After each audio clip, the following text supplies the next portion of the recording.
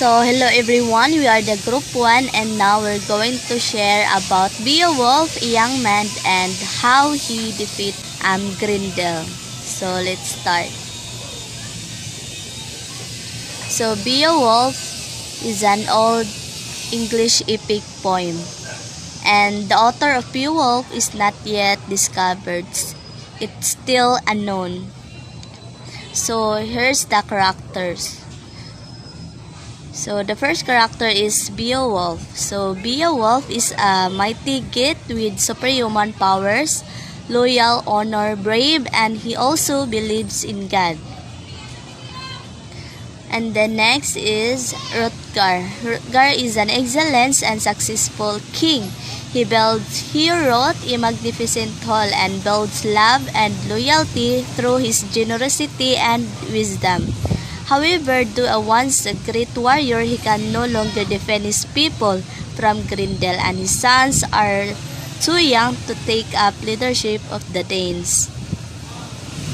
So next is Grendel. So Grendel is a descendant of Cain. So according to the Bible, Cain was the originator of evil, greed, violence, and the first human born and the first murderer, because of killing his own brother Abel. And also, Grendel is described as a creature of darkness, exiled from happiness, and a curse of God, the destroyer and devourer of our humankind.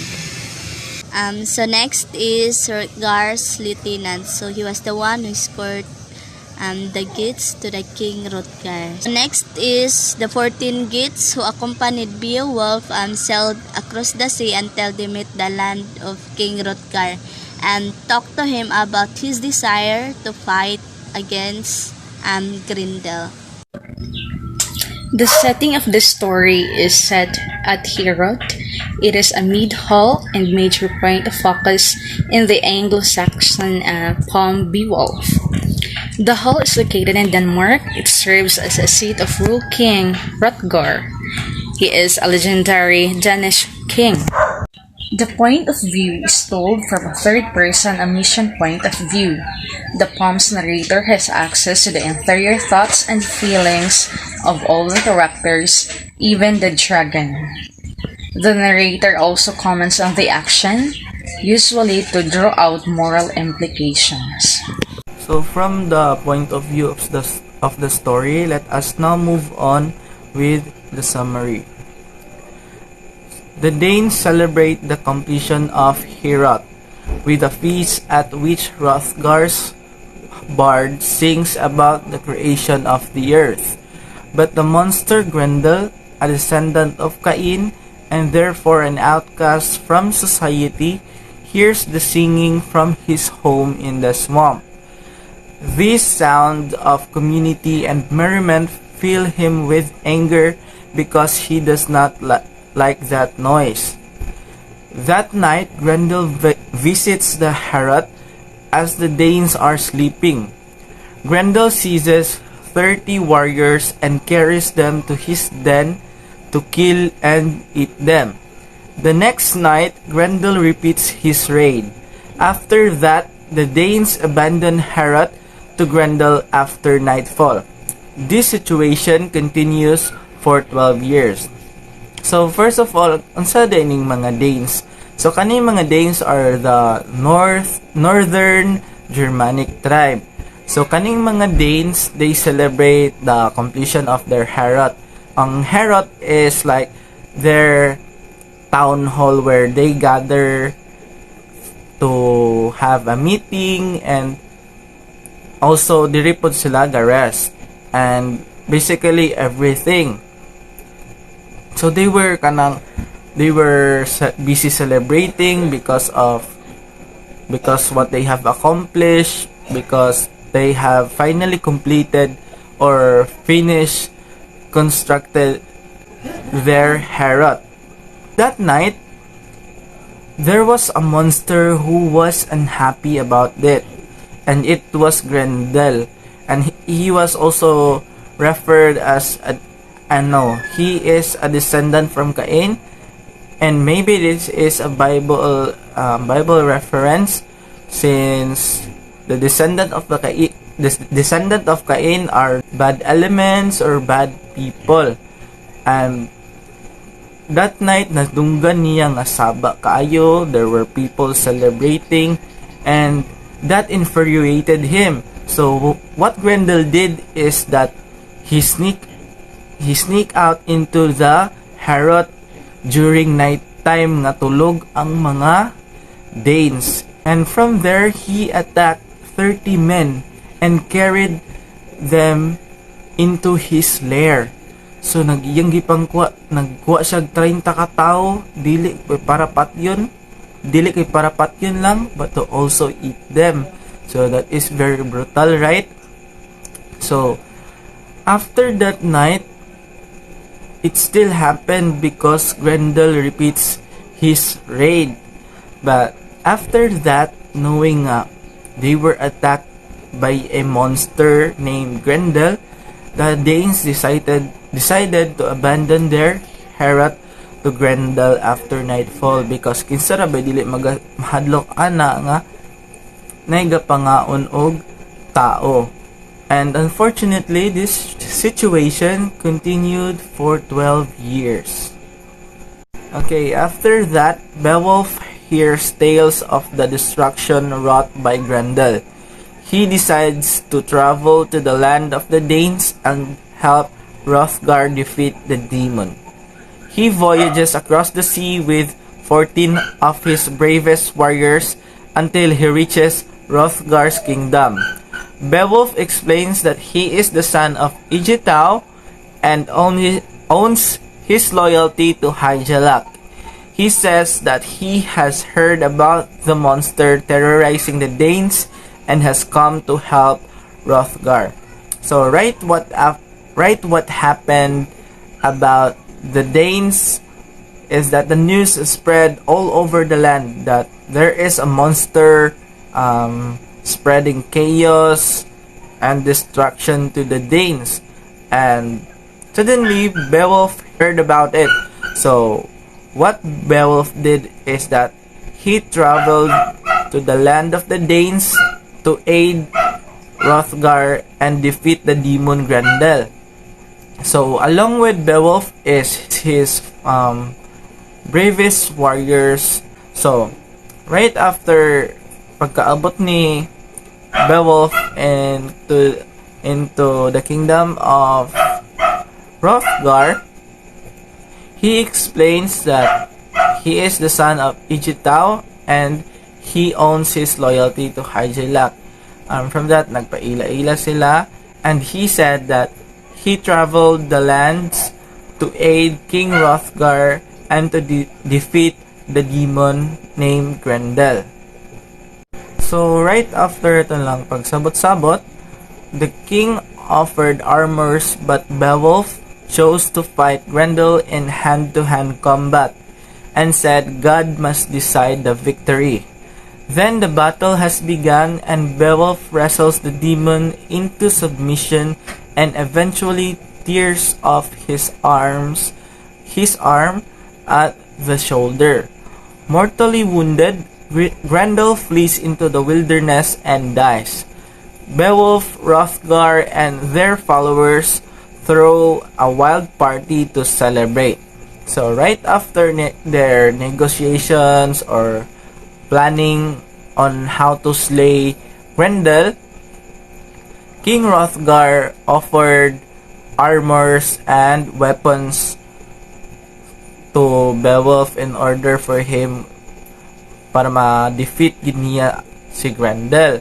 But Beowulf declined the offer and chose to fight in hand-to-hand combat. So he is very brave, right? And then isa sa mga plans nga ilang nahuna-hunaan is to act as they were asleep so that Grendel would sneak out and slaughter them.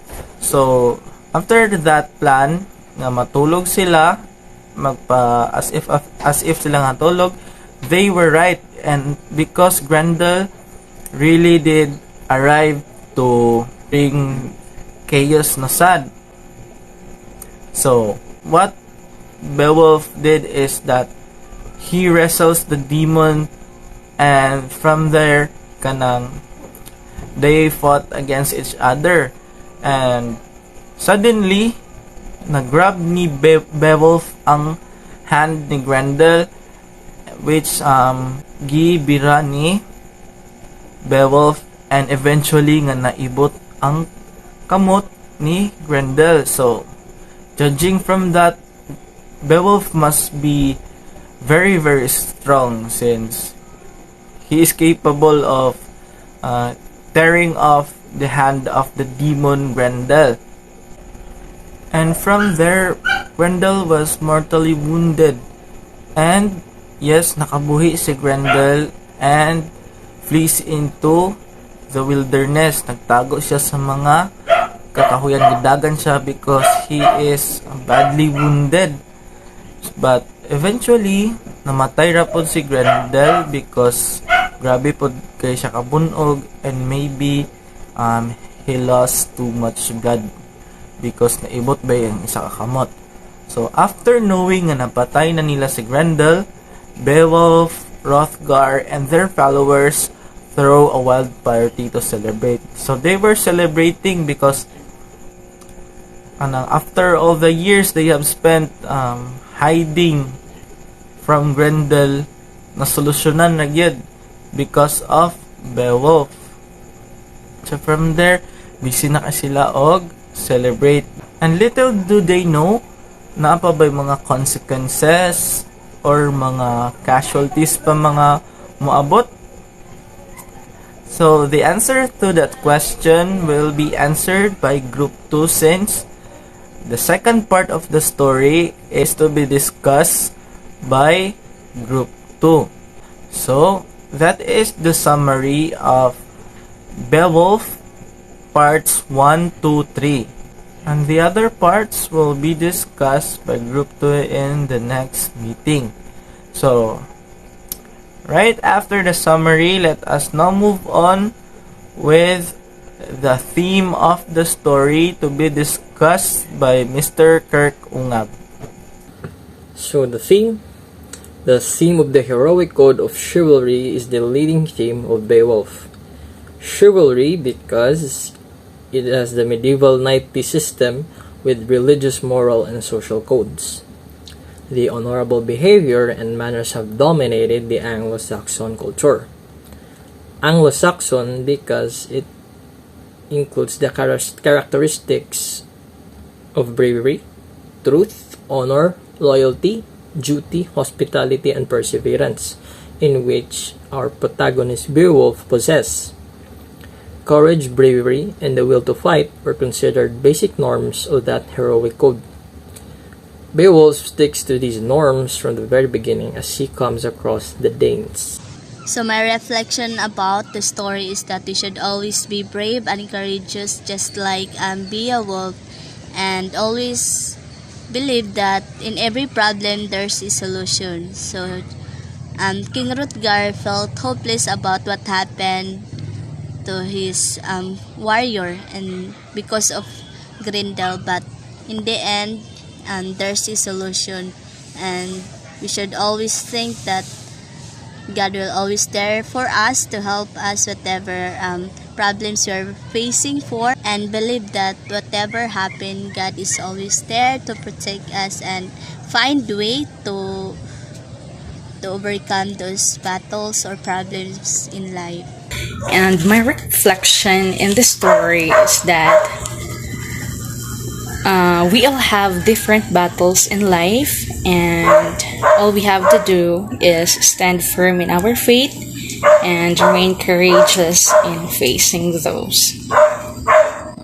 So my reflection about this specific parts, which is the parts 1, 2, and 3 in the epic Beowulf, is that no matter what comes in our way, even though dili na to makita, like kalit lag abot ang problema, just like how Grendel attacks the people, it is like wala tay malay kung unsay padulong sa tuwa, We must be brave, and it is not lame or it is fine to ask help from someone, because tanan man taka po yun, and tanan taga kahadlok, and it is not bad nga mangayo tag help from other people.